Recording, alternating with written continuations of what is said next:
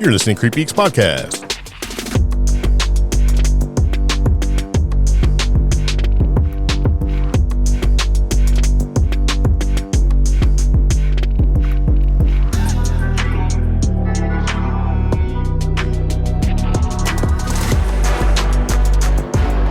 So it begins again. Welcome back, CreepGeeks Podcast. This is Season 9, Episode 338. Chinese space bacteria, mummy's curse, lost worlds discovered, India ghost lights, Dahmers haunted bar, and Utah man. Yeah.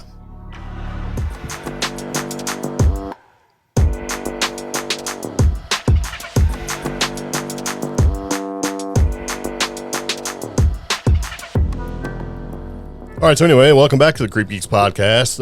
We got a lot of stuff we're going to talk about. I'm Greg. I'm Omi. And it begins. So here's the deal. Well, let me scroll. We got a lot of stuff to scroll through. Wow, did you hear that helicopter dog flapping his ears all crazy? That's Jack. Jack's the newest addition to the podcast, if you may or may not know. He's scared for some reason that I'm in here talking. He's weird. What are you doing, bro? Doesn't like fireworks, which is okay. Yeah. Not a hero, which is nice. Not going to drag you into the woods to fight a bear or a raccoon, a Sasquatch, you know. He tries. Yeah. Yeah. But he doesn't understand the podcast protocol that we have in place, which is to sit in your little chair and be quiet. So instead, he's going to run around and make some noise. But that's okay. Speaking of noise, let's move into the podcast. So, as you know, this is basically a podcast where we talk about all sorts of stuff, right? So we broadcast paranormal news and weird stories and share experiences from our underground bunker deep in western North Carolina. Mm-hmm. And we have a way that you can interact with us that may or may not be a little old, dated, antiquated. What's it? Antiquated. That's what I said, antiquated. Mm-hmm. And that's by means of using a toll-free telephone number. That phone number is going to be 575-208-4025. So you could be caller number 9. Okay. Yeah. I think a lot of our listeners don't know the stress we had growing up in my day for radio call-in contest. We had a rotary phone, so you had to grab a pencil real quick and try to make it go as fast as possible. Okay. And the worst is if, the radio station had a bunch of 9s in it, or zeros, get to go all the way around. It's like, and you're like, oh, come on. Yeah. And then later on, people got touch-tone phones, and they were cheaters. So, and then even after that, some of the newer features where you could do last number redial, more cheaters. So I once won some tickets to something, but then I was too young, so I didn't get the big prize. Got like 4 tickets to the Wax Museum in Virginia Beach, Virginia, on the Strip. And it's like, could have got $500. There's an urban. No, you get to go to a cheesy wax museum. It was all right though. There was an urban legend about that place. I don't know what it was. Basically, like some high school dropout. You got to remember the mindset back then. Was like a loner and would hang out after hours and hang out with the wax sculptures, and then became fascinated with like a group of teenagers and killed one of them and set them up in the wax museum. Yeah, that's was like just basically a shitty movie. I know, and that was like the urban legend at the high school. I thought you were going to say something but like... it was something like the thing was like, so if like a group of seniors or juniors ever invited you and you were a freshman, don't go to the wax museum because they'll lock you in there overnight with the corpse of this person. Oh, yeah. I think Paris Hilton was in some crazy wax movie. Yeah. So. There you go. Full circle, ladies and gentlemen. Yeah. So anyway, I was going somewhere with that, and I forgot what it was, so we'll just kind of roll back into the podcast. Got a lot of stuff to talk about, including what we're going to have for dinner. What is dinner? I don't know. You're making it. You gave me some grandiose thing of like homemade chicken, or was it homemade macaroni and cheese using, Gruyere and all this other crazy stuff and some kind of meat. Oh. So are you telling me that it's no longer, if you're like, yeah, it's going to be a delicious salad. No, we're just having a roast. I don't know what I'm going to do with it. I'll figure it out when time comes. And then we're having a 5-cheese blend macaroni and cheese with green chili. We're going to pray to the power of lactose. Yep. So nice. Okay, so I guess we need to talk about Western North Carolina Bigfoot Festival. It's going to be occurring in August. Yes. So if you're in the area of Old Fort / Marion / Asheville / Hickory, North Carolina, there is a big Bigfoot festival that occurs every year since 2016, I think. Mm-hmm. Or 2018. I think. Well, remember they got canceled because of COVID, so it's kind of throwing things off. But I thought it was 2016. I don't know. Is it 2018? I thought it was 2018. Anyway, it's free. Ish. It's open to the public. So you can come on down and walk around and hit the main square of the street and kind of see what's going on. Got a lot of Bigfoot-themed things and delicious treats and things to eat. Shuttle parking, so you don't have to worry about fighting for the 5 or 10 parking spots that there is in downtown. You can basically catch the shuttle. Local businesses will do discounts and stuff. Like the last time I remember, we got like a Domino's pizza for like $5. Oh, that's kind of cool. You were there. You don't remember? No, I don't. It was delicious. I was tired. We were all tired. I know that. So, but anyways, the pizza was the icing on the top. The WNC Bigfoot Festival takes place August 23rd, 2025. This festival takes over all of downtown Main Street in Marion, North Carolina.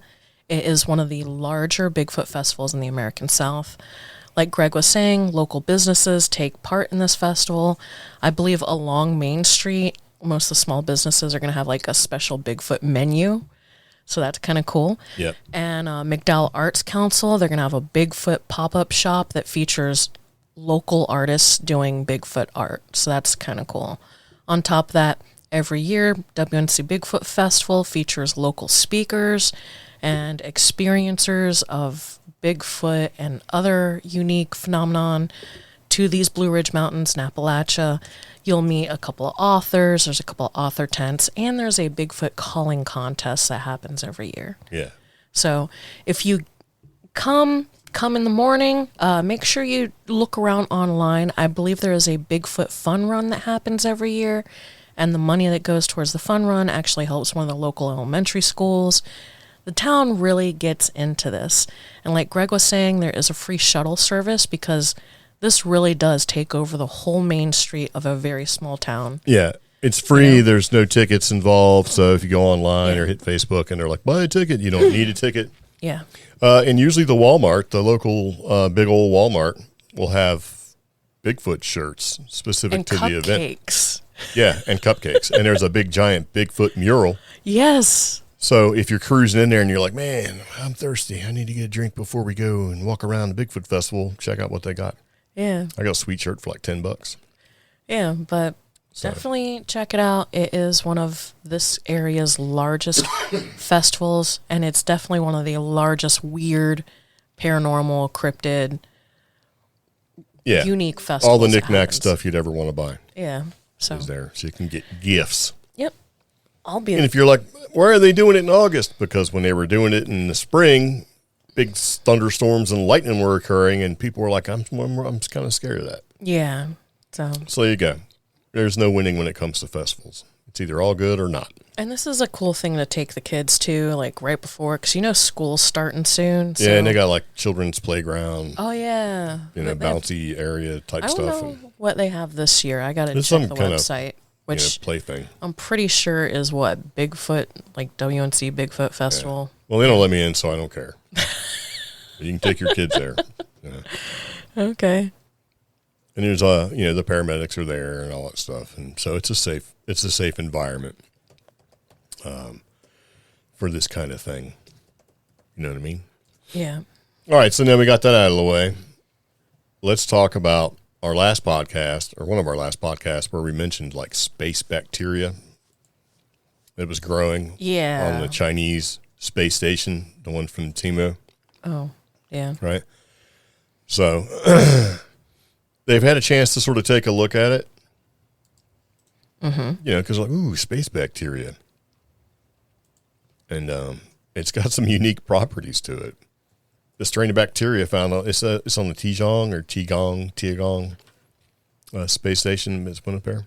Okay. Right? So they found it on the Shenzhou 15 mission, and so the crew swabbed it with sterilization wipes, and they froze the samples they collected, and they sent them back to Earth. So when they got back to Earth, the analysis showed that the bacteria were closely related to the Nyalia circulans. Anyway, it's a rod-shaped, spore-forming bacterium commonly found in soil, sewage, and food. Yeah. That's all you need to take over the planet, right? Oh. Right. So, anyway, it's known to cause sepsis in immunocompromised individuals. In other words, the unique sample was indeed a strain of Earth-dwelling bacteria. So it came from Earth. So It's not like, an alien bacteria. Yeah. But the thing is that it showed signs of adaptation to the space station's unique environment. That's terrifying. Which means that it can live in space. Mm-hmm. So if we got bacteria that can live in space or can adapt to space, so say you get some bacteria from another planet, somehow or another it winds up going in space, but adapts to survive, and then hits this little blue marble called Earth, and then boom, there you go, evolution. That's I know it's a little bit of a leap. Yeah.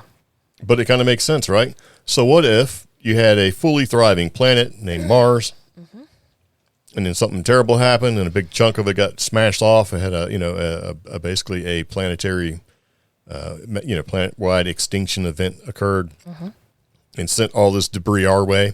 Yeah. And bacteria and stuff survived.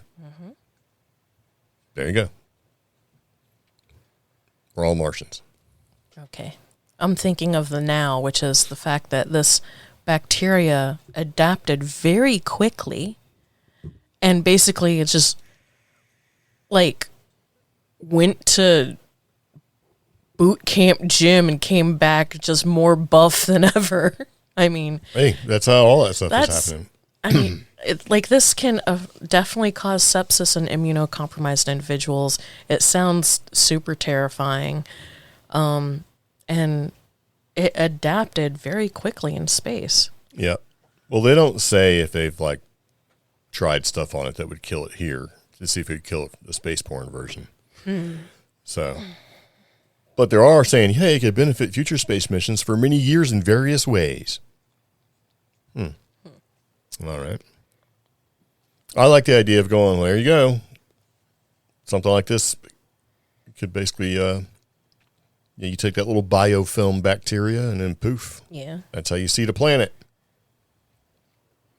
Yeah. So that's, I guess, an inexpensive way. You can launch some probes towards other planetary masses filled full of bacteria and DNA, right? And then when they hit the planet, hopefully in a couple million years, boom, you got a new planet. It's capable of sustaining humanistic life. I mean, it's a long-term plan. You know what I mean? Yeah. Yeah. So I thought it was kind of weird that it's man. So they figured out what the spaceborne bacteria was. It's not actually spaceborne. It came from the planet, but they also figured out that it adapts quickly. That's kind of the scary part. Huh. So and plus they can keep doing the research to see how they adapt, survive, and potentially impact astronaut health and things like that. So I think they just got to go around and keep spraying stuff down with some Lysol or something, right? Yeah. So I just figured we kind of, check it out. Yeah. So if you think it only is going to happen in space to be interesting when it comes to bacteria, there's another one. It's basically they found a mysterious life form oozing from Lake Erie research vessel. Oh, wow. So this ship is in Lake Erie. It was oozing this weird stuff. And guess what? It's some crazy life form. They don't know. Okay. So it is some sort of weird tar-like substance that was leaking from a rudder from a research vessel on Lake Erie. Yeah. It baffled scientists because analysis revealed it contained 20 DNA sequences, several of which were entirely unknown to science. It's been dubbed Ship Goo 1, and the sample was identified as a single-cell organism of unclear origin. Which, yeah. I think Marvel's made a couple movies about this Yes. black goo stuff. I'm pretty sure it's part of the plot line for Prometheus and No way, man. yeah, This has got venom some written all over X-Files stuff. Yeah. it. Ooh, yeah, definitely X-Files. But, Maybe this is where they got the idea from. Maybe this has been reported in the possibly, past. but Chris Carter's pretty smart with this stuff. I guess my thing is, though, if this is an organic sample substance, whatever, it was found leaking from a rudder. And it was dry docked for inspection. Now, Well, it had mechanical issues. yeah. And then they dry docked it, and they found it oozing. And they were surprised to find viable DNA and a significant amount of biomass. I don't know. It could just be literally a pile of poo-poo.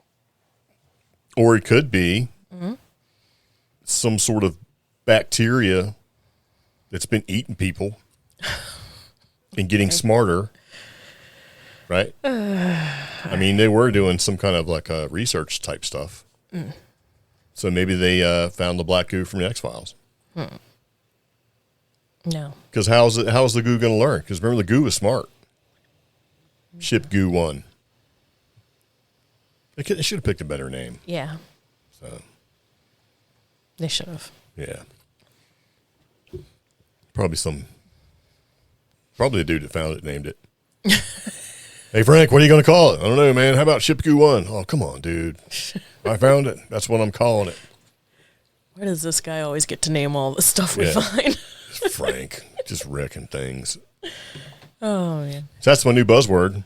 What? Biomass. But, So you can go in the bathroom and leave some biomass for nature. ew. That's right. Leave some photons in the photon receptor. Oh, no.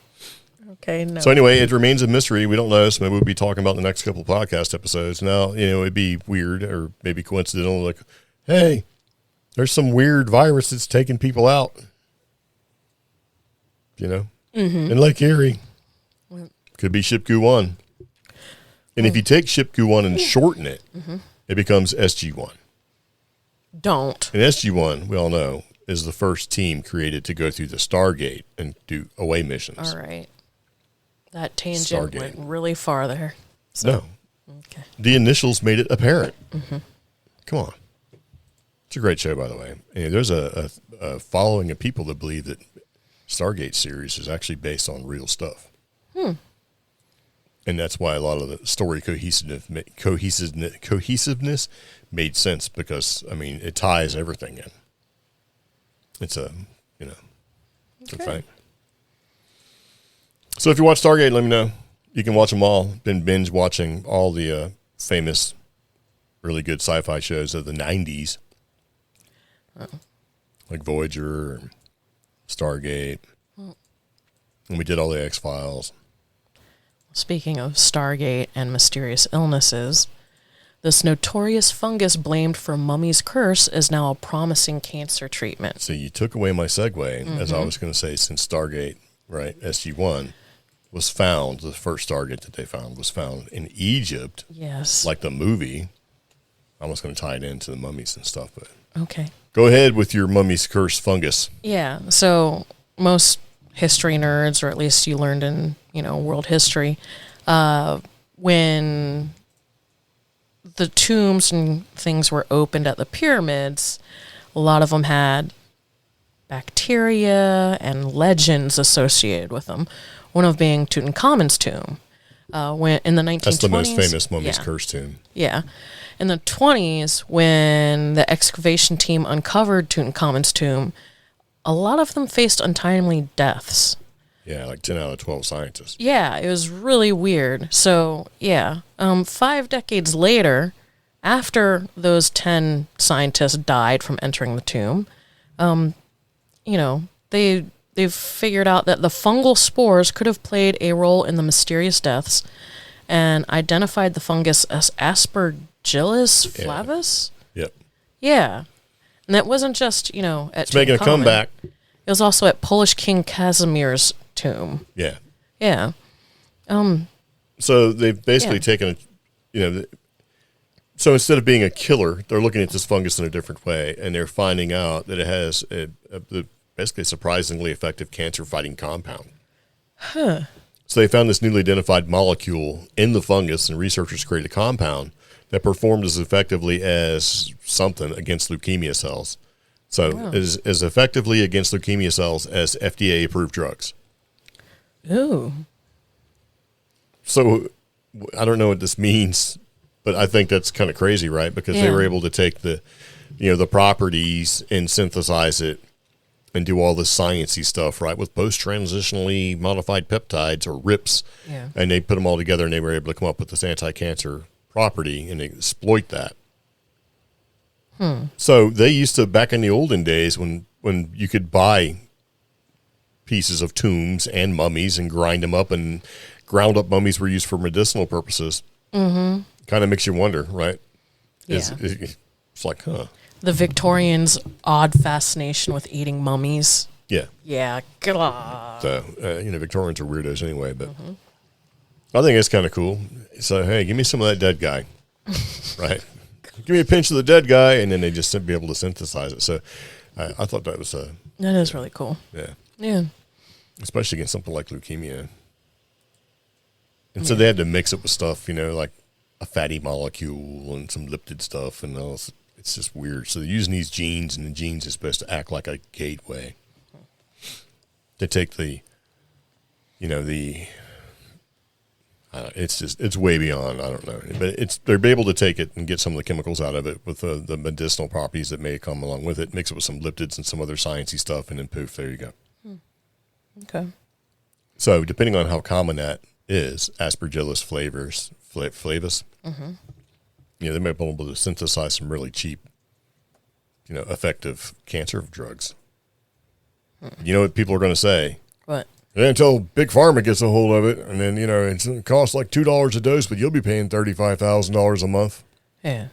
Yeah, that kind of thing. So, I don't know. And they're thinking that it may be disrupting the cell division that occurs with cancer. So if it disrupts the cell division, as in the cell division doesn't occur, then it doesn't spread. And if it doesn't spread, you may be able to keep it in check. You know what I mean? I do like this quote that Sherry Zhao has. She's basically the senior author of the study itself. Yeah. University of Phoenix, Department of Chemical and Biomolecular Engineering. She's like, nature has given us this incredible pharmacy. Yeah. Everybody says that. Nature will give you everything you need, right? Yeah. So, I don't know. So, there you go. That's sort of a good round out with bacteria and fungi, if you were worried about that. So, mummy's curse went from being a bad thing to, maybe not so bad. Oh, wow. Yep. What? I was trying to figure out if this was the same fungus that caused the Salem witch trials. That wasn't. It was ergot poisoning. But apparently the same fungus, there's another paper talking about from toxic fungus to soy sauce superstar. I guess it helps with soy sauce. All right. I mean, helps what with soy sauce? Make it taste better? It helps digest and wear the soybeans down. Oh. Yeah. So. Yeah, to me, soybeans were like the plastic of beans. I mean, they're I don't think they're as good for you as, but Yeah. But you never know. Is it soybean really that bad, or is it a competing agricultural product where they're like, hey, remember when they were like, eggs are bad? Yeah. If you eat eggs, eggs are bad. You eat turkey bacon instead of like regular bacon. Eggs are bad. And you're like, oh my God, you're going to get all this cholesterol and your heart's going to clog up if you eat eggs. Now they're like, eat eggs. Eggs are great for you. Mm-hmm. And the yolk too. Like, eat it all. It's a perfectly contained food.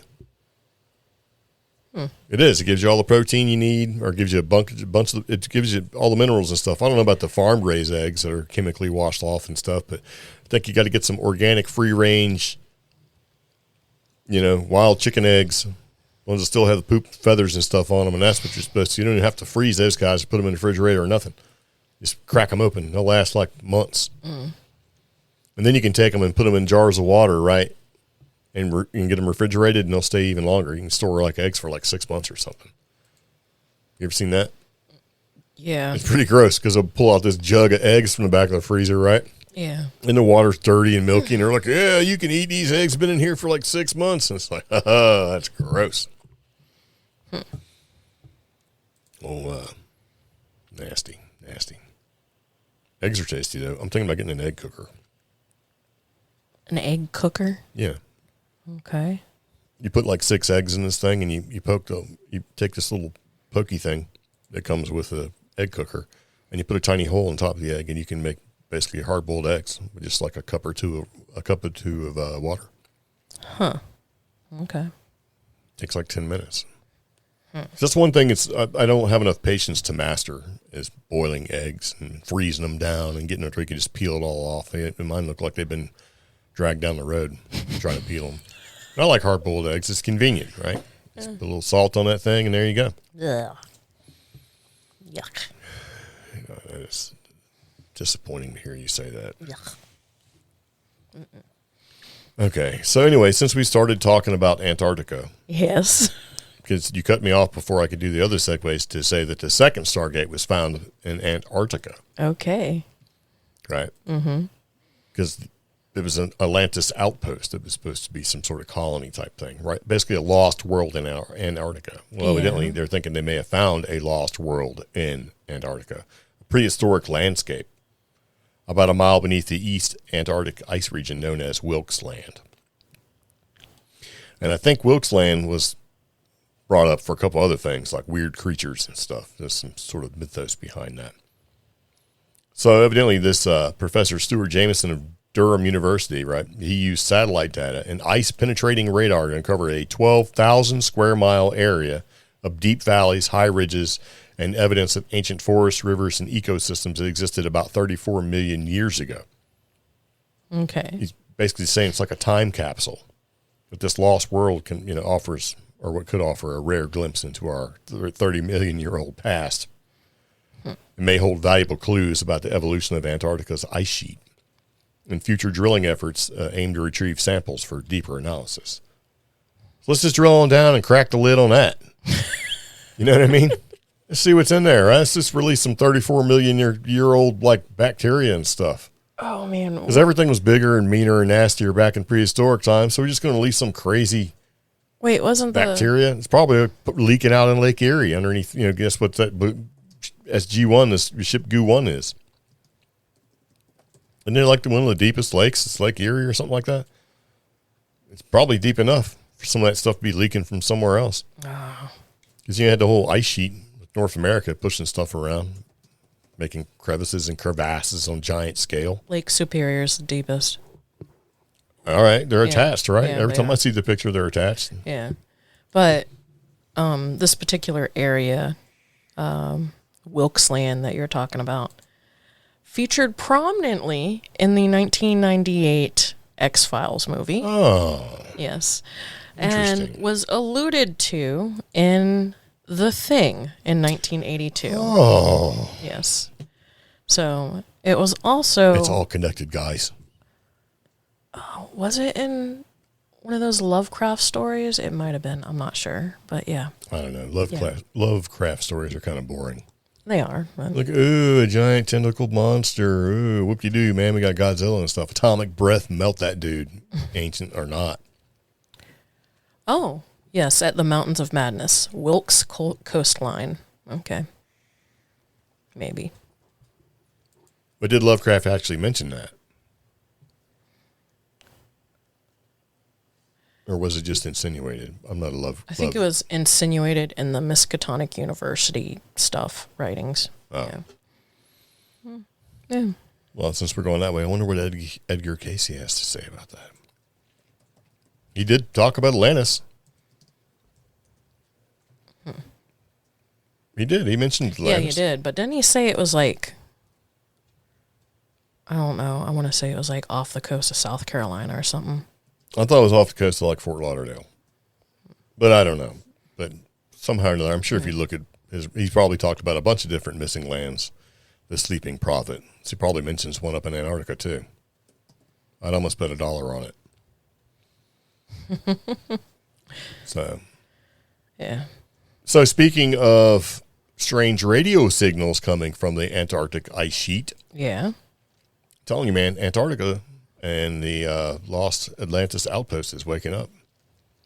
So scientists have discovered some mysterious radio signals coming from deep within the Antarctic ice, and they don't know what's causing them. And so they used, researchers at Penn State used a special cosmic particle detector, a device that picks up tiny particles from space. Hence it's like, hey, what's that cosmic particle detector do? Well, it detects tiny cosmic particles, right? Yes. So according to the press, these signals defy the current understanding of particle physics, meaning they don't match what scientists currently know about particle behavior. Oh. So the detector, which is part of a project called the Antarctic Impulse Transient Antenna, ANITA, it just made that up, and they're like, man, we got to make this, give it a name, right? Mm-hmm. It's an unusual setup. It's actually hanging from a cluster of high-altitude balloons. Oh. Yeah, so normally ANITA detects particles that come from space and bounce off the Earth's surface, but this time the signals seem to be coming from below the ice, and that was unexpected and confusing. I was not picturing like high-altitude weather balloons. I was, for some reason, really thinking like a vacuum cleaner. Like they're just looking for these space particles. I genuinely, I don't know. Yeah. Shush up. Okay. You've been listening too much like forensic stuff. That's what that is. I think so. Yeah. I mean, the balloons make sense, though, because they're inexpensive, relatively speaking. So you Yeah. can take the gear that you need, the sensors and everything, and just get them up there. And then once they're up there, eventually they're going to come down. Yeah. Yeah. So the radio waves that we detected were at really steep angles, like 30 degrees below the surface of the ice. Mm-hmm. And so the findings were published in the Journal Physical Review Letters, but the researchers admitted that they still don't have any clear explanation. It says, they don't know. But here's where it's kind of weird. They're most likely not representing neutrinos. So, because neutrinos pass through almost everything without interacting. So Yeah. they're not, they rarely don't bump into particles because they just sort of pass through it. So, yeah. You have 1 billion neutrinos passing through your thumbnail at any moment. So, but neutrinos don't really interact. So it's a double-edged sword problem. If you detect them, it means they've traveled all this way without interacting with anything else. So she basically says that in this, I think her name is Kissel. I didn't say her name, Whistle. Anyway, they travel all the way without interacting with anything else, and they could be detecting a neutrino coming from the edge of the observable universe. Okay. So they got some kind of signal, but they don't know what it is. But after comparing ANITA's readings with other neutrino detectors, the team concluded that the signals they found were something entirely different. So by saying they don't exactly know if it's neutrinos, they were able to rule out neutrinos by saying it's different than neutrinos. Okay. Yeah. So she has a theory, though. She says, my guess is that it's some interesting radio propagation effect that occurs near ice and also near the horizon that they don't fully understand. So propagation would be, if you look at like a side section of the ocean where you see the ocean floor and then the sky and then the water right in between. And they say the sound a whale makes, and it kind of bounces. Mm-hmm. And they'll show like little waves bouncing up and down, creating like a little noodle-looking thing. Propagation is how radio waves, sound waves, just energy waves go out. Like they spread out, so you have wave after wave. But when they interact with things, they can have a tendency to bounce around. So propagation is basically the path that the energy takes, including things like obstacles and stuff like that. Yeah. So, yeah, from the source. So I think that's kind of cool. So ANITA is nearly 20 years old. So they've been doing this for almost 20 years. So that's something. And now they're developing a more advanced balloon-based detector system, right? Yeah. Called the Payload for Ultra-High Energy Observations, PUO. And this new detector will be bigger and better at finding tiny particles like neutrinos and maybe even able to solve the mystery of the strange Antarctic signals. So, I mean, who knows? Maybe this is the way they figure out that there's different ways to communicate.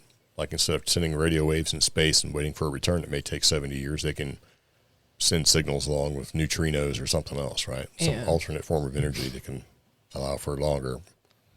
Because you could almost do it instantaneously with some things. If you could figure out how to. That's probably a couple thousand years in the future. Or 10. Never know. Yeah. What do you think about that? Oh. Speaking of radio signals in space, NASA satellite's been dead for 57 years since mysterious signal to Earth.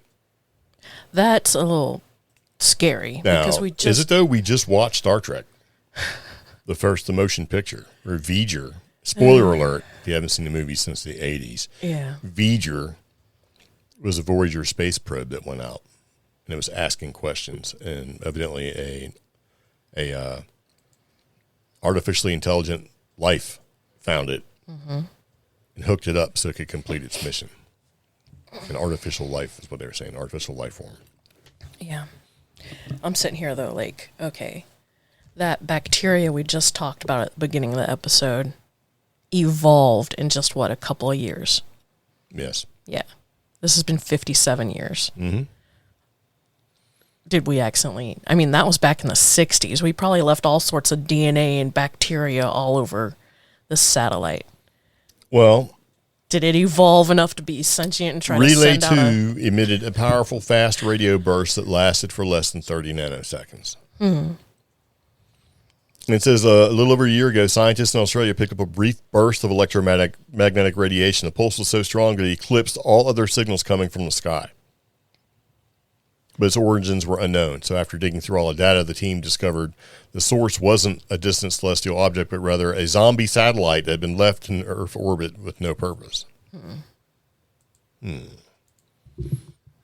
So, Relay 2 had been launched 2 years before its predecessor, Relay 1. Yeah.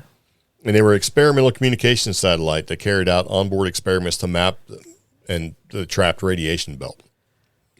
It's like the Van Allen radiation belt. And so Relay 2 continued to operate until June 9th, 1967, and it was launched in 1964 when both of its transponders failed. And it wasn't heard from again until it let out a short-lived radio signal nearly 60 years later. So, June 13th, 2024, astronomers at the Australian Square Kilometre Array Pathfinder picked up the mysterious fast radio burst. It lasted less than 30 nanoseconds. They got all excited thinking maybe we discovered a new pulsar or something. Okay. It was incredibly powerful radio burst that vastly outshone anything else in the sky. And the scientists originally assumed that the signal came from a distant object in the cosmos, but later on they found it wasn't that far away. And so they don't really know what it is. It says, even though fast radio bursts are really brief, the powerful pulses of radio waves, they only last a few milliseconds anyway. Yeah. So, and despite being short-lived, these FRBs can release as much energy in that brief window of time to outshine the entire galaxy. So, like when you get one of these cool flashlights that has all these little blinky modes, and if you press it once, it lights up, press it again, it gets brighter or lower, and then you press it the third time, it strobes all crazy, and then you press it again, and it does some stupid blinking SOS signal. Yeah. It's like when you pick it up and you accidentally blast yourself in the face. It's so bright you can't see anything, right? You're like, God, why did I do that, right? Yeah. So they don't know why it emitted the signal and what it is because it's a mystery, of course. And so they believe that this satellite may have built up electricity over the years and then suddenly discharged into a single powerful burst.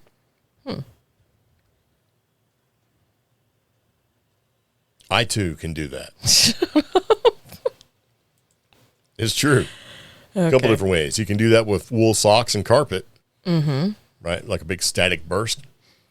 Now, they're also saying the possibility is that the Relay 2 was actually struck by a meteorite or another object, resulting in the release of a small cloud of plasma. Oh. You have like a plasma burst. So, and then they say as an increasing number of defunct satellites zip around in space, they're going to produce all sorts of weird bleeps and blobs. Yeah. It'll become harder for scientists to distinguish whether it's the cosmos talking or a malfunctioning piece of hardware. Maybe the thing blew up. Oh. Maybe the nuclear battery in it just decided it was time to let go. And that explosion powered just enough through the wires and bits and whatever. Well, then, if it's a small enough battery, because some of these nuclear batteries are not big. Yeah. And so maybe it was enough to, because, hey, you can, that's how you do EMP. You blow up something nuclear in the atmosphere, and the basically explosion creates the radio waves that knocks out all of our electronic stuff. Yeah. So maybe this thing had some tiny AA sized nuclear battery that finally decided that's it, and it popped, poof, and it did its little tiny little nuclear explosion and sent out a tiny little blast of radiation. Yeah. Could be, right? Possibly, yeah. Because they don't really say, oh, and they've been able to find the satellite and track it or whatever. They just say, oh, yeah, we think this is where it comes from. So the question is, in the conversation, if you wanted to, this is on Gizmodo, it's like, what do you think? He's like, it happens usually at night when I'm thinking of stars. And it's like, oh. Okay. And then I've been trying to reach you concerning your vehicle's extended warranty. Oh, gosh. And then my favorite, Voyager is on its way. Oh. Is he a Voyager? Voyager. Yeah. And then you got this happens in every comment thread you look at. It just got around to sending out a reminder that it's waiting to be collected and disposed of properly. Thanks, trying to save the Earth, guy. Come on. Right? It's like, really? There's always that one person. Like when you see something crazy that happens where some knuckleheads do some knucklehead things and it's funny because people survive or whatever, and you always get the third comment down. It's like, that's really dangerous. I didn't see any hearing protection or eye protection or anything like that. How come these people weren't supervised? And blah, blah, blah. It's like, shut up. Nobody needs you safety, Sam. It's funny. And then some stuff happens where you can tell that the participants in the action had no idea that any of that was going to happen. And the joint exuberance they experienced at the end of it is like they survived. That's always fun. You're like, they're looking at each other like, we made it. We shouldn't have did that, but we made it. Yeah. Yeah. That look of surprise. Like the guy taking an axe to a can of spray paint. Is completely shocked when it blows blue paint all over every inch of his body, right? So, or better yet, like, what wasn't an axe? I think it happened was like to a bear, too. Bear bit into a blue spray paint can. He's like, the guy's like, somewhere out there is a blue spray painted bear. Yeah. And he found it a couple of weeks later, took a picture of it. It like chewed into a can of blue spray paint. So it was actually a can of that bear was embarrassed. I think it was like either whipped cream or the cold foam you can do now. I don't know. It was a hammer. Yeah. And like it actually shot out and like cut somebody's leg super bad. Not the guy who used the hammer, but unfortunately a witness nearby. So, witness term victim. I'm Gen X, and growing up, your parents would let you do some things so that you reinforce the idea that you don't ever do them again. Yeah. And that you learn. That doesn't seem to happen anymore. No. So people don't understand how stuff works. If it's in a can, it's probably got pressure behind it. Yeah. Like a soda can, for example. You know what I mean? You shake it up, you're going to create the internal pressure. It's going to explode. And I think a lot of that's missing in today's society where there's a whole lot of let's figure out what happens. But there's even more of I don't know what's going to happen, so I'm going to do something really stupid. Like, why would you poke a hole in a cold cream can to get some more of the cream out, or what is your thinking behind that? I think it is okay, so me and a friend were talking about how our new dogs, are learning. And one of the things is deductive reasoning. So in the examples you're giving, these are cans. The cans are under pressure. Those facts are stated on these cans. Anything under pressure, when you relieve the pressure, motion happens. You trying to get all sciencey with it? I think that deductive reasoning and thinking through in the ways that we're used to are not being applied fully. Well, we could just call that a lack of common sense or even practicality. I mean, like, the big arguments are, like, the way that they teach math in schools right now and, like, how Common Core math and how they break down, problems, like math problems. Yeah. Well, then that's not being applied to real-life scenarios, No, it's not. And that's sort of algebra. Yeah, and it's translating into these bigger problems like common sense. Yeah. So for me to be excited that my dog figured out that when a squirrel jumps in a tree, it doesn't just turn into the tree, the squirrel goes up the tree. Have you ever Yeah. Yeah, that's deductive reasoning. Well, that was back in the olden days with the Darwin theory where you're like, the leaf turned into a frog. Yeah. Right? You see it in the books. It reminds me of, I've seen it all over the place, like TikTok and Instagram, wherever somebody posts one reel and then reposts it like 1,000 times on every social media platform. The lady has a hot pot.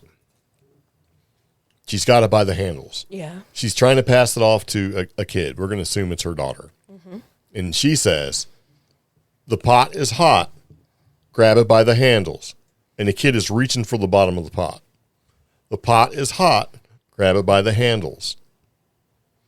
And she keeps reaching for the bottom of it. And then finally, the mom screams, it's going to burn you. Grab it by the handles. And that shook the kid out of it like, oh, and the kid grows and grabs the handles. Yeah. Right? That's more of almost a throwback to the past when it comes to learning. In my day, you would have got the pot is hot, grab it by the handles, and then on the third go around, okay. And then you find out real quick that the pot is really hot. Mm-hmm. And then the kid looks at you all shocked. Why did you let me burn myself? I told you twice. Yeah. And you know what you learn? The pot is hot. Grab it by the handles. And you do that every single time because you know why? Why? It might be hot. Okay. So I think we're just extending the process of learning, and that's creating more difficulty along the way because that's a real quick way to learn. Yeah. Pot's hot. You burn yourself. Oh, yeah, that pot is hot. From here on out, every pot is hot. Let me skip the whole messing around and finding out. Yeah. I don't know. Yeah. So anyway, speaking of mysterious signals been coming out, right? Mm-hmm. And we also talked about a little bit about Antarctica. Yeah. The possibility there's a secret world, right? Okay. Evidently, they discovered a buried second city beneath Giza's pyramids. I am literally so tired of this subject showing up every 10 years. Speaking of Stargate, and the pyramids, and Apophis and Ra and all the gods are really just, symbiote-wearing Goa'ulds. Mm-hmm. It all ties back to the Stargate, doesn't it? Okay. I've tied Stargate in six different stories, or four, how many? A bunch. 4 or 5 different stories already. Several. Because I want you to like Stargate series. It's 10 seasons and it's good enough. It's not a perfect series, but it's good enough. It's a fun time. Mm-hmm. Okay. What's Jack O'Neill's name? Jack O'Neill. Excellent. Excellent. MacGyver. No, he's not MacGyver. He was MacGyver, but he's not MacGyver now. It's Colonel Jack O'Neill. Okay. Actually became later on, he became General Jack O'Neill. Okay.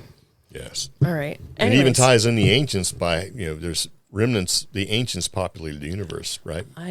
You can get a little gene marker and it will allow you to operate ancient gear by utilizing that gene marker. Mm-hmm.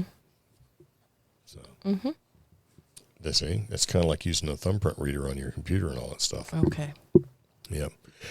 Yep. So why are you so tired of your of history? I don't understand. Because this subject or a news article like this comes out every few years, and it's archaeologists discover a buried second city beneath Giza's pyramids. I have read the same headline several times in the past. Yes. And it comes down to basically, they were doing some sort of LiDAR or scanning under so-and-so pyramid, and they found empty pockets. Now, as technology gets better, these pockets and the scanning gets a little better. But I'm sorry, until somebody goes and actually digs down and shows me more rooms, I'm not. So you're saying that an objective analysis of the tomographic data, right, which is being currently used with the experimental measurements, clearly indicates the structures that were found underneath the pyramid of Khafre are also present under the pyramid of Mauna Kea? But those structures could be. You're just denying that? They could. Are you a pyramid denier? And I'm not a pyramid denier, but the way that they're drawing conclusions from this data, like, right here, this shows pillars because it's aligned minerals and aligned depth of pockets.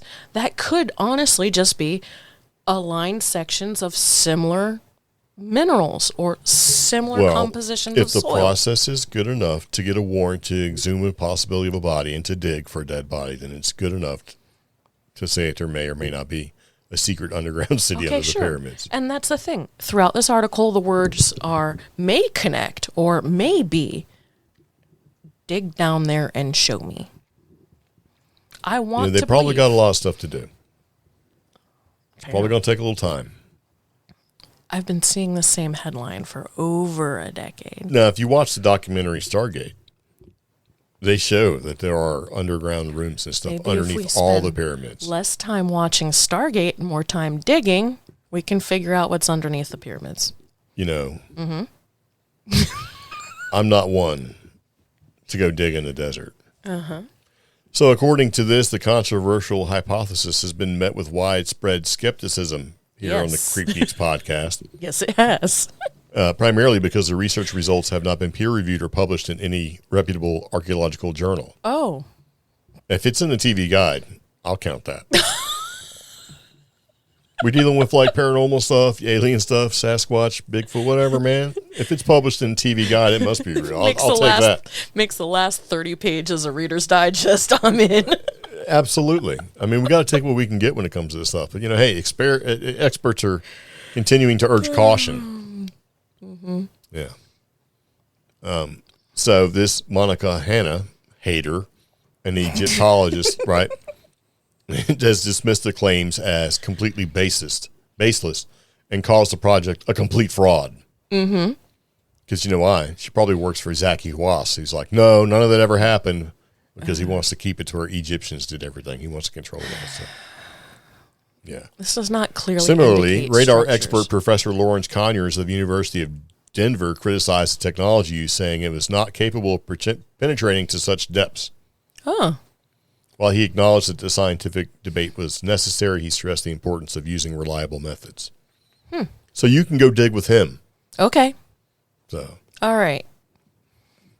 you act like this technology is not a viable thing when we have it in space, and it's used to guide missiles to, a 1 meter spot.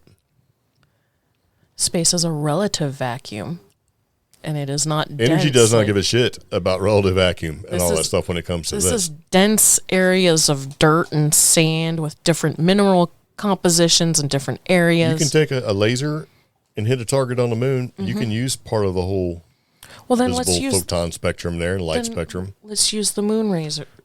Moon lasers. That's what they're doing. They're using the lasers to point things out. You think the laser's going to drill a hole in the earth? Is that what you're looking for? No. Like this guy pointed out, the equipment used should not have been used at this particular depth. We need more. He doesn't think it's possible, but at the same time, he's not an expert in this stuff. He's a radar expert. I am not sold. I am tired of this same headline coming out like every few years, and I just want somebody to dig down there and show me. Why are you hating on Egypt so much? I'm not hating on Egypt. Egypt was one of my favorite subjects growing up. Me too. But. And that's why I enjoy the first couple seasons of Stargate. And fun fact, I went to Egypt. It's been a couple months there. Dig below the pyramids. Tell me what's there. We were in the Red Sea before the Red Sea was cool. Getting shot at by Houthis and stuff. Somebody do a core sample from below the Sphinx, not on the nose, not on the back. Well, people have tried. They're usually not allowed. At the core, at the bottom of the Sphinx, and tell us how old it is. Not, we used an Xbox to do the scan of the dirt. No, just somebody did. Okay, for people that don't know, Xbox, when you had the motion scanner, used LiDAR, right? So it was an add-on you could add to your Xbox and play like motion games, which is much the same technology or similar to the technology that's being used to find these underground cities. Yeah. Where it shoots out millions of points of lights and then subtracts things like trees to show you foundations and missing things. Things that would be missing to the human eye because it'd be covered by brush and overgrowth and trees and such. Yeah. I'm letting everybody know so they don't think you're some weirdo speaking about Xbox. And fun fact, it's also on your iPhone Pro. Yeah. If you got it, you can basically make a LiDAR image of a shoe or something like that, and it'll show you what it is. All right, well, since you hated on that, let's move on to the next one. Okay. So speaking of hate, There's a huge Sasquatch statue outside of Michigan marijuana dispensary. It's causing a huge controversy. Why? Because people hate Bigfoot. It's like, either that or they hate weed, or both. So it's a sizable statue. It's outside of a Michigan marijuana dispensary, and the reason why they're hating it, according to a local media report, is that this 14-foot tall faux Bigfoot, they had to say it's faux, like as in fake. Yeah. Serves as something as a mascot for the pot shop. So upon unveiling it earlier, right? Yeah. Basically, they put the huge piece on the edge of the property along a busy road, and that's understandably turned some heads. However, not everyone is thrilled with the community's new cryptid. So when they had like a planning commission meeting, there's a resident, Stephanie Ellie, whatever, argued that such the beloved creature, such as it was, like Sasquatch, is giving a proverbial endorsement for pot. Yeah. And basically she's trying to say, just like Joe Camel made kids smoke, that Bigfoot is going to make kids start smoking weed. Yeah. It may steer the youngsters in the wrong direction. And like, man, I sure am bored. Look at that big statue of Bigfoot next to a weed shop. Let's go do the pot. Okay. I clicked on the original article, and honestly, this statue is a little scary. Yeah. Well, so is pot. But to say this kind of intimidating. It's a positive association connecting Bigfoot to weed. This is an intimidating, kind of scary sculpture. How it could possibly target children, I don't see how, because it's kind of, it's an intimidating statue. Now, where this dispensary opened up and during their grand opening had a person dressed up as Sasquatch and prancing along the sidewalk in front of the dispensary. I'm going to stop you right there. Sasquatch does not prance. This article says that This Sasquatch, article it's a hater article. So, yeah. That's a little bad. So. Well. Yeah.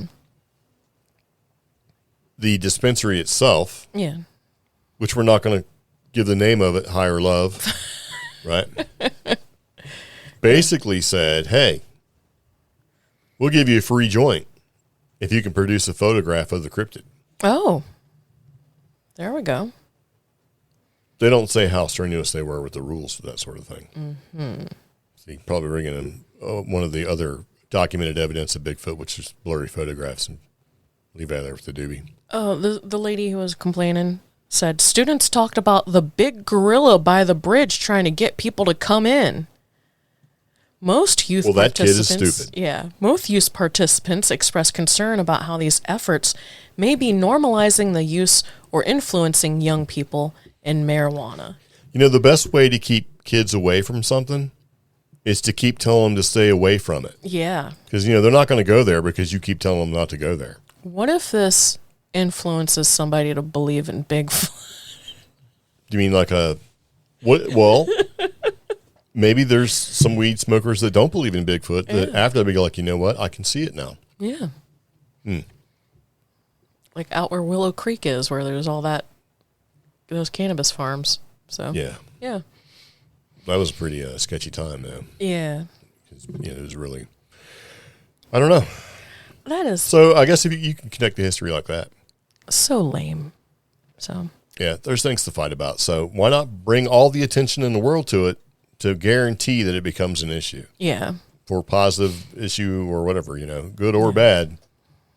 You just brought a spotlight to it. Mm-hmm. And brand recognition. Yeah. Come on down to, how do I get to your place? Look for Bigfoot, bro. Yeah. Now, it's not like Bigfoot statue has, like he's holding a joint or anything. No, it's just not. a statue. Yeah. Now, if I own the shop, I would petition to be able to put a big doobie in the Bigfoot's fingers and just create problems. It's pretty scary looking. Yeah. He's like, got his arms all up, like, yeah. He's not like, hey, I'm hairy. If it was a Harry and Henderson, maybe that's the problem. Maybe the Bigfoot doesn't look friendly enough. So maybe if it was like sort of a Harry and Henderson style Bigfoot, all happy and like, that kind of thing. maybe there wouldn't have been a problem. This thing looks kind of scary. It looks. If anything, it should be like, they should put a thought bubble above them, like, no, stay away from weed. Don't do the pot. So it's a good thing we've got people worried about stuff like this. Yeah. We don't need to get too ahead of ourselves as a race. So speaking of more controversy. Yeah. And this is what happens when you relate cryptids to pot. Okay. Yeah. So a Utah man attacks his friend, accusing him of being a werewolf. What in the world? Guess where this is? Utah. That's right. Just making sure you're still paying attention. And it goes, a Utah man attacked his friend after accusing him of being a werewolf. Have you ever accused your friend of that? What? This is one of those low effort articles, right? Yeah. Yeah.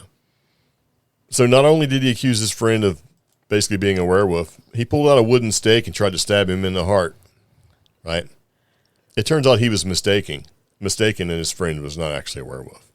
And we all know you can't kill a werewolf by staking him in the heart. It's supposed to be a silver bullet or something like that. Yeah. Yeah, if you stab him in the heart with a stick, you're just going to make him angry. So, a 24-year-old, let's call him Perez, was getting lunch with the victim when he started striking him. The victim tried to escape several times, was eventually put into a chokehold to prevent him from going away. Oh, gosh. And that's when this guy pulled out a wooden stake with a nail and explained to the victim that if he is a werewolf, he's going to pierce his heart. What in the world? Yeah. The good news is the victim was able to fight back and escape. And later on, Perez was found and admitted to taking the victim's backpack. He was booked in Salt Lake. So was all that a ruse just to get the backpack, or did the guy run away and he just grabbed the backpack? I don't know. I mean, that is just very weird. So. Yeah. Yeah. But we've seen that before. A buddy shot his other buddy because he said he was like a dog man or a werewolf. Oh, yeah. I This guy, Perez, is trying to stab a dude in the heart because he says he's a werewolf. So weird. One guy got shot out in the woods because another guy said he was a Bigfoot. Oh, yeah. And then another guy got shot in the woods because another dude said he was a Bigfoot. Yeah, but in that one, alcohol was involved. Well, I think in all of these, I don't think these are, there's always something that's going on with all these. It's not like just a guy was walking through the woods and seen Bigfoot and took a shot at him, like a regular person. Yeah. Yep. Ugh. Pretty crazy, right? Yeah, that is so weird. You know what else is weird? What? In Milwaukee, you know where Milwaukee is? Barely. Yeah. Anyway, in Milwaukee, where Jeffrey Dahmer used to hang out, there's a bar. He used to go frequent that bar, and they're saying that bar is haunted. Oh. So it's a haunted old school kind of bar. Mm-hmm. Yeah. The haunted old school Milwaukee bar once frequented by Jeffrey Dahmer. Yeah. And while most bars become a talk of the town by mixing up creative and refreshing cocktails, right? Yeah. Well, this bar in this Walker's Point neighborhood got famous because of Netflix's documentary Dahmer. And the place is called Shaker's Cigar Box, and it's become a particular point of curiosity. Because, Dahmer was, of course, a notorious serial killer, right? But Shaker's Cigar Bar was shrouded in a web of dark history before Dahmer. It says the place often ranks among the 5 most haunted bars in America. Oh. It was originally constructed in 1894 to serve as a barrel-making facility for Schlitz Brewing, which once was basically the biggest one, right? Reportedly built over a cemetery, this bar, this facility, this place. Oh. As it went through its different areas. And it was later bought by Al Capone, infamous gangster, speakeasy times, right? Mm-hmm. It was also a secret hideout for the Capone brothers, and the old school bar is a dark and creepy and evidently morbid place. So if you're on the lookout for the perfect place to sip your next memorable Halloween drink, you know where to swing by. Okay. Yep. So since Al Capone got it, took over the establishment in the Prohibition era, it's like 1920s, right? Yeah. The building wasn't just a speakeasy, but it was also a brothel. Oh. So now we're just adding to it. Built over a cemetery, owned by a gangster, was a brothel. All this has like dark stuff going on, right? Yeah. And then let's add some Dahmer to it. So its past has got illegal dealings, debauchery, connections to Dahmer, right? Yeah. And that's not the only reason why it's believed to be spooky. There's been several reports of paranormal sightings, frequent enough to land the place on a feature of the Netflix show Dark Tourist. Now, if I remember correctly, when they had like the Haunted Bars of America, one of our buddies and his wife were on the show. Yeah. Because the Asheville, the Dueling Piano Bar in Asheville, where we've gone and investigated many times, was, I think, on that show, or a show just like it. Yeah. So, like, there was a couple different eerie tales, right? Molly Brennan was a woman who worked there, and then she vanished without a trace. And some people believe her spirit is still there. And part of the building is now an Airbnb rental. And the listing warns guests about a possible ghost roommate. Okay. Yeah, that'll sell it. I would rent it. Then there's Elizabeth, a little girl whose laughter and quick footsteps have been heard echoing throughout the woman's bathroom. And it's basically said that Elizabeth died on the land before the building was constructed. And her soul remains on the premises. So if you're curious to meet some of the ghosts of this old school haunt, guided tours are organized around the building every week. And you can enjoy these tours while sipping Shaker's Ghost Ale. I like the way they just lean into it. Oh, their Facebook page has certainly been leaned into. Wait, their signature cocktail is called Death in the Absinthe. Yeah. Yeah. And you can drink that in according to their Facebook page, the Dead Hookers Room. Hey, meet me at the Dead Hookers Room. Yeah, pretty much. But yeah, Hangman Tours has been consistently considered to be one of the better guided tour experiences around here. Blah, blah, phone number and everything. Yeah, and they are definitely leaning into some of the history of this place, including people who are occasionally dressed up like the speakeasy era. So, and nice. It looks like they got fancy food there too. So, That's cool. Yeah. So there you go. It's got it going for it though. Yeah. Over a cemetery, the whole deal. All the cliche, all the cliche stuff to make a place haunted. It's got, but yeah, I thought it was pretty close to where we used to go.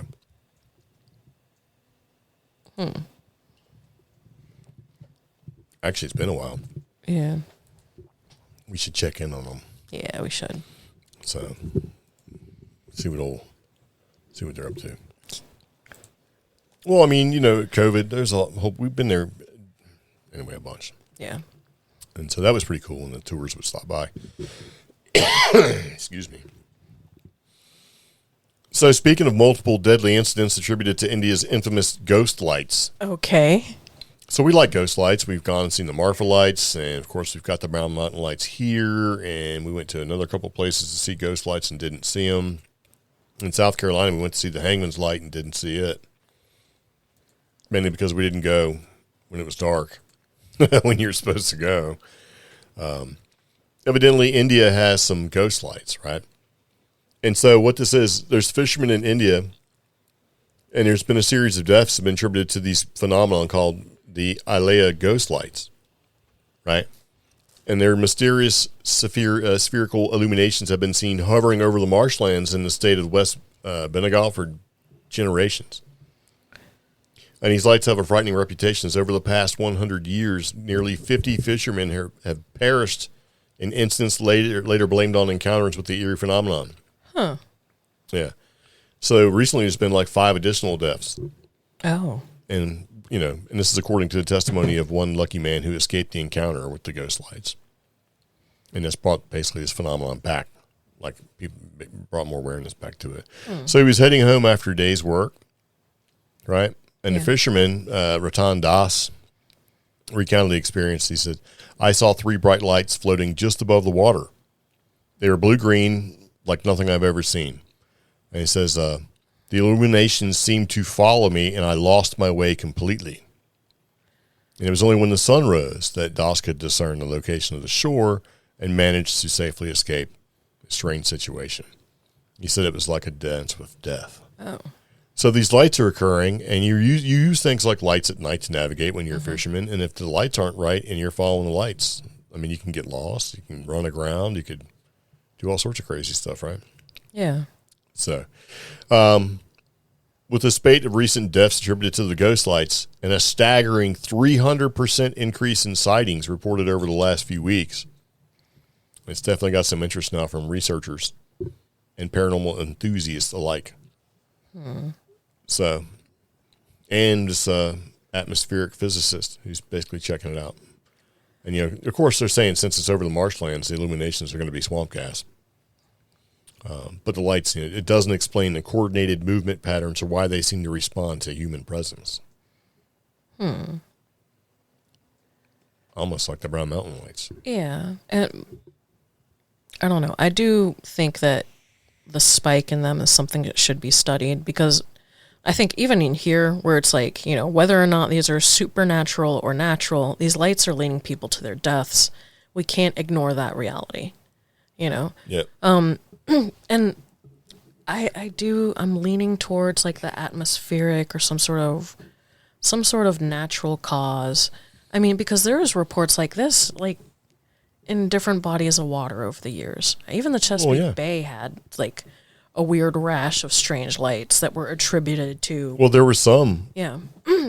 Like I can't think of where it was, but with weird lights that would pop up, and they were basically the local townspeople. Yeah. Would set up these weird lights and change your navigational markers or ages, and ships would crash, and they would go and collect all the crap that washed up. Exactly. And then sell it. So that wasn't exactly a good town. And then like the increase, you know, I'm not making assumptions or anything. It could be like, unfortunately, people trafficking or smuggling goods have changed their route recently. Yeah, I mean, there's a million different reasons. It doesn't matter, but eventually they're trying to set up some sort of a network of monitoring to where they can basically see what's going on with it. Yeah. But, you know, I mean, ghost lights in India, 300% increase in sightings. That's 5 people died relatively quickly. That's something. Yeah, 300% increase. That's startling. So, yeah. Ow. Even though we'll never go there. Yeah. It's a little far. I don't think we could take the van. Plus, have you seen those streets? We've seen shows. It's like, man, the traffic's crazy. Yeah. So I don't know. But I don't know exactly where it is. It's along the coast, obviously. But. Yeah. Yep. So evidently, this is a story where a Kentucky man evaded police on a mule, was arrested for releasing raccoons in a business. This reminds me of the Florida guy that threw an alligator at a drive-through worker. Because this was years ago. Yeah. Back when we do like New Mexico man or New Mexico woman or Florida man. Albuquerque woman versus Florida man. Yeah. Yeah. Yeah. So this guy evaded police, right? It's like, and this is out of Kentucky.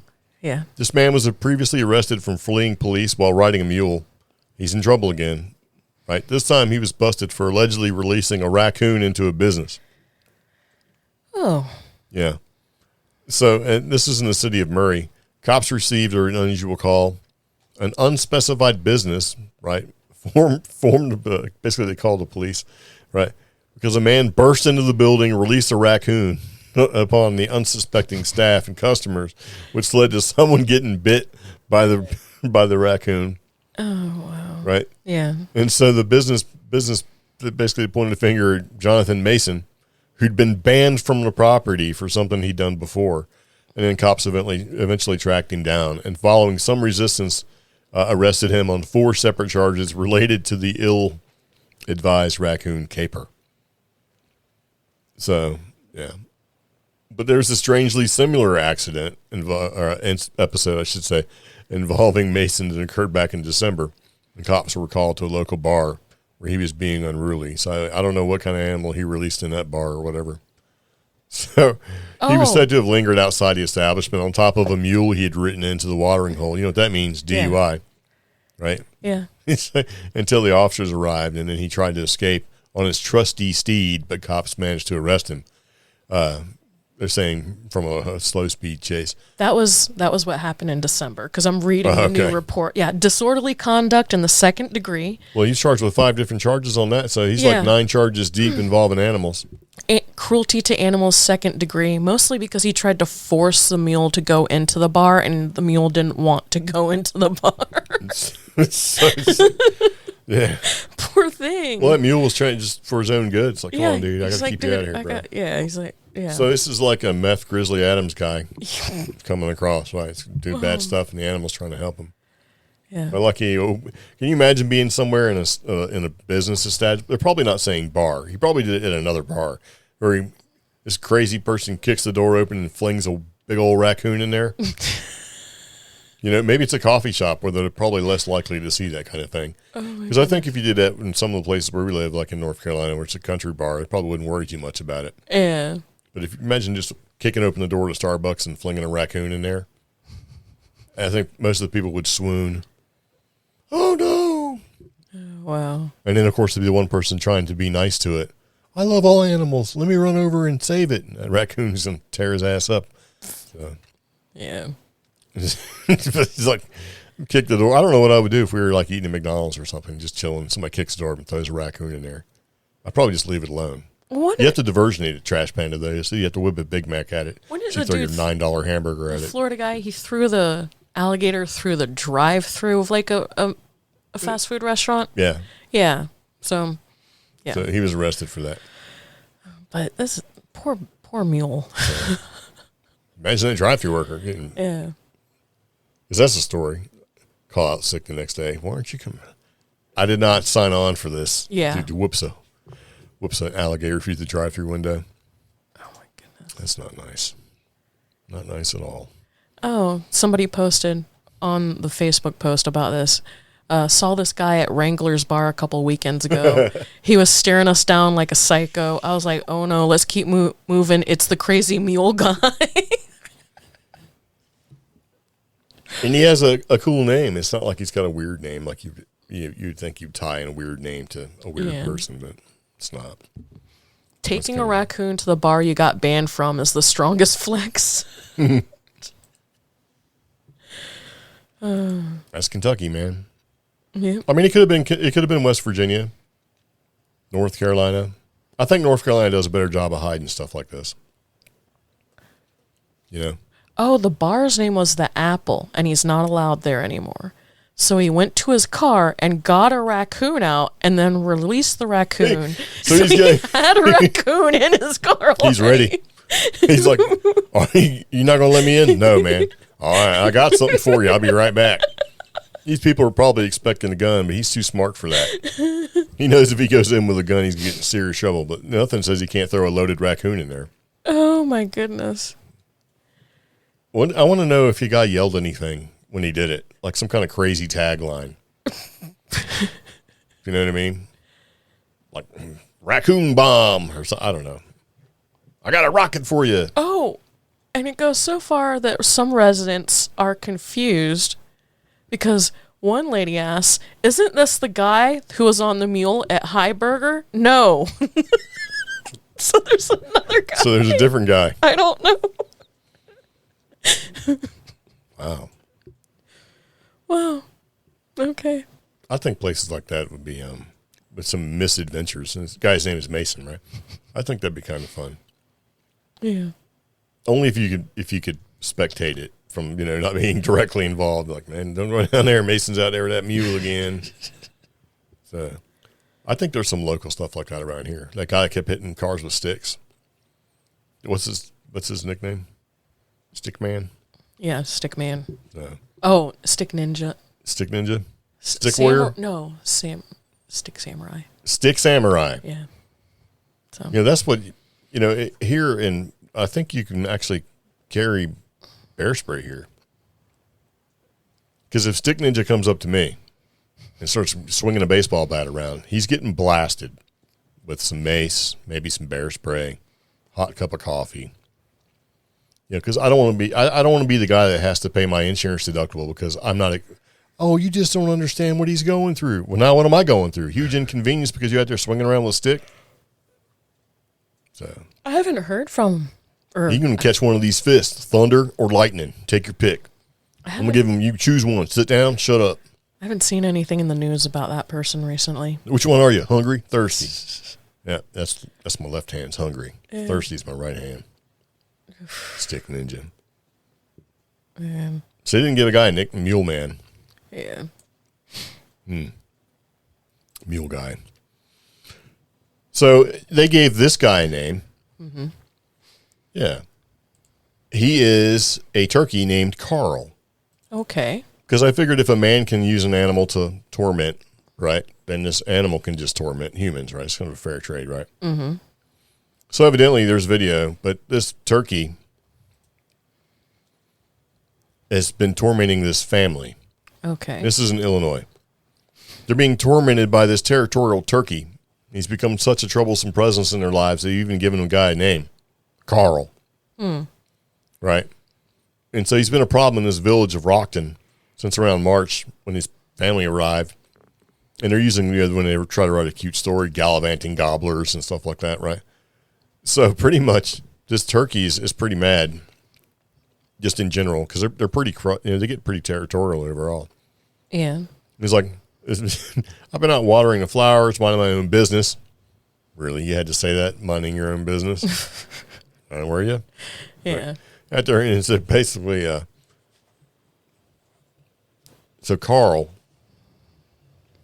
has been tormenting a lot of people in this small town, but anyway, this turkey's been coming up and targeting people in cars.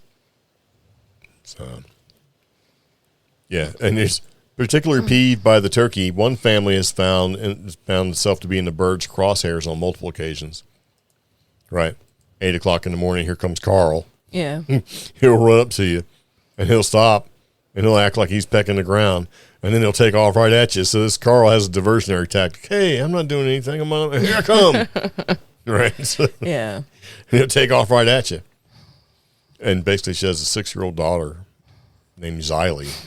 It's a kind of weird spelling, but has had an unsettling, serious type experience with this bird. Burst chased her into the family garage. Right? Mm-hmm. So, and it's like, and there's other residents that have expressed mixed feelings about the bird. Some have dismissed Carl's quarrelsome reputation, while others have been echoed, like the family is like, we want Carl out of here. So, rather sit back and hope for the best. The lady's name is Sashana. She's attempted to take on the turkey by reporting the bird to various government officials. That bird doesn't know. He doesn't read the paper. You don't know, right? But so far, the efforts have proven futile, and Carl continues to haunt the family and the other Rockton residents. He may find himself up. So every day I have to look before I go outside, knowing that she fears her daughter. They go outside, and that turkey will come running up on them.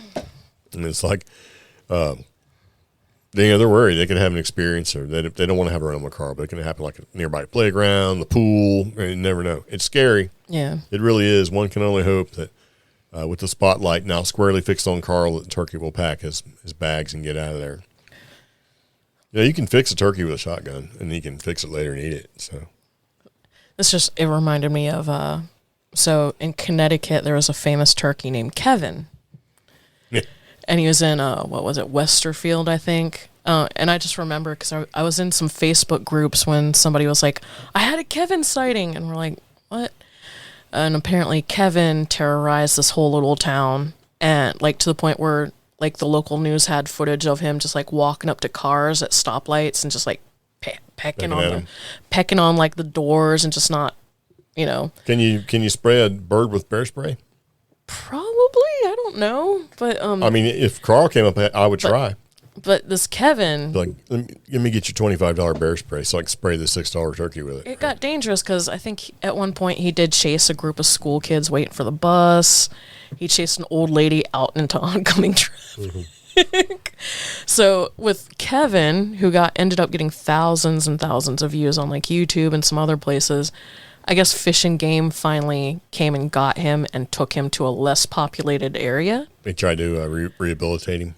No, and he came back. No, they released him, and he came back in like the next season. So they had to trap him again. He's been working out. Got a couple tattoos. Yeah, so they had to trap him again and take him even farther away. So yeah. But yeah, so I guess this is actually common. Yeah. So, well, I mean, think about where we used to work. We used to have these wild geese. They used to be Yeah. called Canadian geese, but they don't go anywhere anymore, so they're just residential geese. And they would chase people around. Springtime comes, they all got a little geese family going on. yeah, I remember watching this poor woman, because we had windows all the way around the building, and they were really long, and there's only 2 ways to get in the building. So if you got there after a certain time, yeah, you had to walk all the way around the building to go to the other door, yeah, instead of just waiting and just going in the other, And she wasn't very fast. She was doing more of a speed walk, trying to speed walk. And we kept hearing this horrible scream for like 5 minutes, right? And then she's going as fast as she can with this big Canadian goose behind her, hissing with the wings out, just walking. He's not going fast. He doesn't have to. And she's running for her life. To the point where the security guard, opened up the door and said, "Come on." And she just stood there holding the door open for like a couple minutes. Had to let the door shut. Yeah, it was terrifying for the lady. But man, I laughed so hard. I couldn't help it. It just got funny. It was just so sad. So when they first, They tried to come at me. yeah, You know what happened? what? He called a book bag and he left me alone after that. He just hissed at me from a distance. I was like, "I see you, man. I don't have time for that. Come running up me all like you're going to get me." I'll tell you guys this. So when those geese first started showing up, at one point there was like 20 in the parking lot. Oh, I counted like 40 Yeah. something one time. This is when they first started showing up, and they all would congregate very close together. And this was when I had first started working nights there. I don't even think you were working there. I was working other places. Yeah, but this happened, and I never told anybody. It was a rainy day. I got out of my car, and I slipped in goose poo and rain. So I got back in my car and called out sick from work. And I just went home. Yeah, you know what? That's what you do. I would too. I would call them like, "Hey, I'm in the parking lot. I'm not coming in. I slipped in goose shit. I'm out of here." But I slipped hard. Like I even scratched up my arm, and I got home, and had. Well, I run was in- late to work one time because a praying mantis the size of a husky pencil flew in the window. Right, because I drive the windows down, right? Yeah. Flew in the window, crawled around the side of my head, and jumped on the dash in front of the steering wheel and wanted to fight me, bro. And it was huge. It was almost a foot long, and it Yeah. was real thick. Yeah. So I'm like, this thing is going to fly it. I'm going to wreck my car, right? Yeah. And so I had to pull over and figure out what to do with this praying mantis. Yeah. And I knew I was going to be late, so I was calling. Yeah. I said, "I'm going to be late. There's this giant praying mantis trying to kill me in my car." And dude laughed. Yeah. "Okay, man, whatever, get here when you can." So I remembered that this flip cell phone thing that I had took pictures, so I took a bunch of pictures. Yeah. And I went in, and of course I had to go talk to the manager. Yeah. And the manager's like, "What's going on, man? Why were you late?" And I'm like, "Look at this." And he's like, "What is that?" And I'm like, "That's a praying mantis, man." And he's like, "Well, what is that?" I'm like, "That's the steering wheel." He says, "How big is this thing?" I was like, "It was like almost a foot long. I've never seen a praying mantis that big in my life." And I felt pretty vulnerable. But the thing is, after I jumped out of the car, he walked out the car. He didn't fly out. He walked right across the side. He stepped on the windowsill of the door because the window was still down. Yeah. Looked at me, threw both his arms up and did the whole back and forth thing, and then flared out all of his gross wings behind it and flew off. And he made noise when he flew. No. Yeah. Those things are aliens. Yeah. Jack met his first walking stick praying mantis the Yeah. other day and didn't realize it because he thought he was a stick. So he just Well. do. It worked. Yeah, it did. So yeah. Yeah, that's enough of that. Yeah. Forget geese and birds. I kicked a rock one time, and it was the biggest toad I've ever seen in my life. It was on the walkway, right? In the same building where that lady ran really slow, fleeing for her life. Took her like 10 minutes to get around. And I was like, "Well, we can't have this because this is a contact center and people are super clumsy. We have somebody die out here." And I was a responder in case something like that happened. So I kicked it, and it was a frog. It was as big as a Big Mac. And that kind of freaked me out. I don't think I've ever seen a toad that big. So I was like, "Oh." So, It was like my first week there, and we had a venomous snake in the building.